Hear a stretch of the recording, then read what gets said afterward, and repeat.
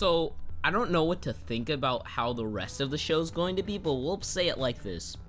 Ranpo Kitan, like, the first half was utter shit. Like, it was garbage. There was nothing good about it except, like, the first 2 minutes when she's walking in complete silence. And then, like, the second half was actually, in my opinion, really good. So I don't know how to feel about this show. So right now, maybe I'd give the show like a 5, 6-ish?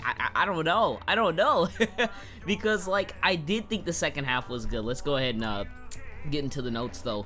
First thing that I said before I actually came into the episode was, please don't be shit. Please, I'm begging you, because I actually want this to be a good mystery, and it looks like it might just be. Here's one of the problems that I had, though.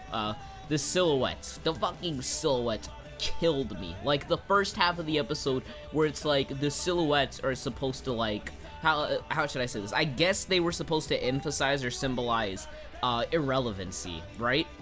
But here's the thing. When people are talking, they tended to, like, color the characters in. So when they didn't color the characters in, it was just awkward, because you kind of didn't know how to feel about, like, a scene. Like, I remember when they were in the classroom and, like, the kid was talking to the girl in Kobayashi. I forgot what the guy's name was, the guy with the glasses. And they were talking to this one girl that was silhouetted. But I wanted to see her face so I could kind of know what mood I'm supposed to be put in. The faces on characters help establish kind of what the mood of the scene is supposed to be like, but if we can't see their face, how are we supposed to know? We have to take, like, hints from, like, the tone of the dialogue and stuff like that. And I feel as if, like, there are plenty of scenes where these silhouettes were just fucking useless. Like, I remember, like, the first scene where it worked really well because it made everything feel a lot more atmospheric. But the second scene, or at least the classroom scene, all that stuff, was really stupid. It was so dumb. And here's why I have also another issue against this. Where is it? 1153.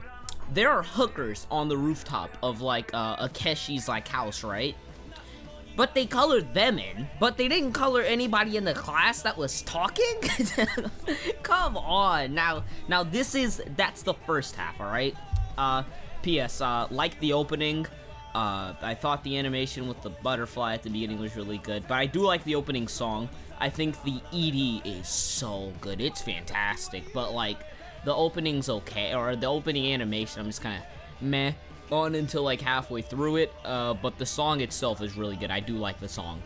Let's see. Rest in peace, Ranpo Edogawa, because, I don't know who you are, but you're the original writer. I hope this, series gets better. What I don't understand is how desensitized, like, Kobayashi is. Like, I do like the fact that, like, him, I'm sorry, my god, fucking traps, and, Akeshi, like, they're both really similar. Like, this is kind of like, I feel as if, like, this is almost gonna be like, Kira or a Light, or what's his name? Light L type of relationship, somewhat like that. Like, it's more like they're rivals than they're, like, complete utter enemies. So, like, I do like how that relationship's going to be, but in terms of, like, Kobayashi's character, I don't understand how she was so desensitized to looking at her teacher fucking decapitated in a fucking, like, Buddhist meditation pose. What the fuck? How are you not freaked out in the slightest?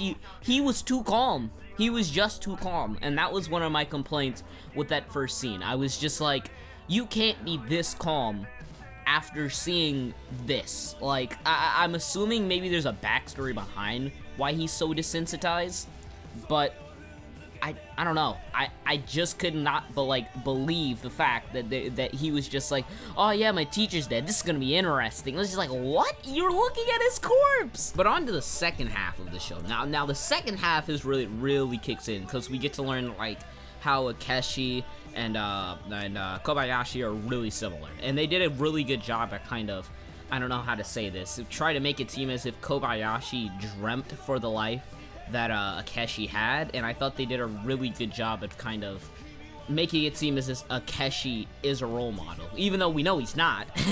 But they did a really good job of making it seem like that.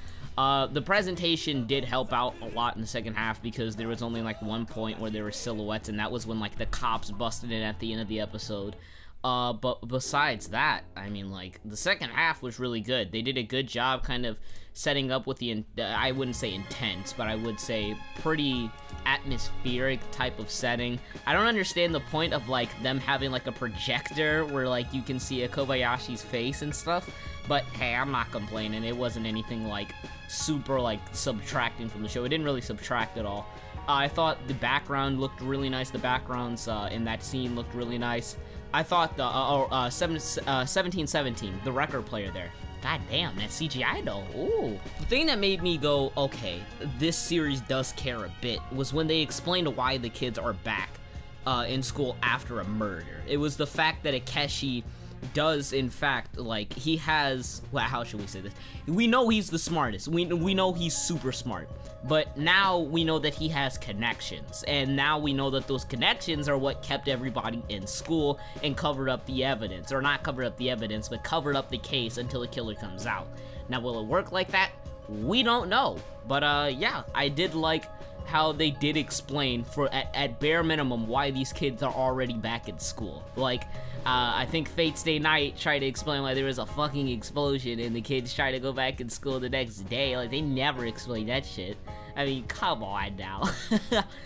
Really good job with the second half, in my opinion. I think they did a pretty decent job characterizing people. I thought they did a pretty good job characterizing Akeshi. They could have done better. And I think they will do better with the later the series goes on, or the more the series goes on. But yeah, I'm expecting good from the series, at least something decent, because the second half was actually pretty good, and I thought that if the episodes are more like the second half, we can at least get a 6 out of this series, right? I mean, like, we'll have a decent Lurk show, because from what I've heard, ass class is shit. So anyways, what did you guys think about Ranpo Kitan, Game of Laplace? Leave your comments down below. Thank you guys for watching. If you guys did enjoy, please leave a like. And yeah, I'll see you guys in the next video.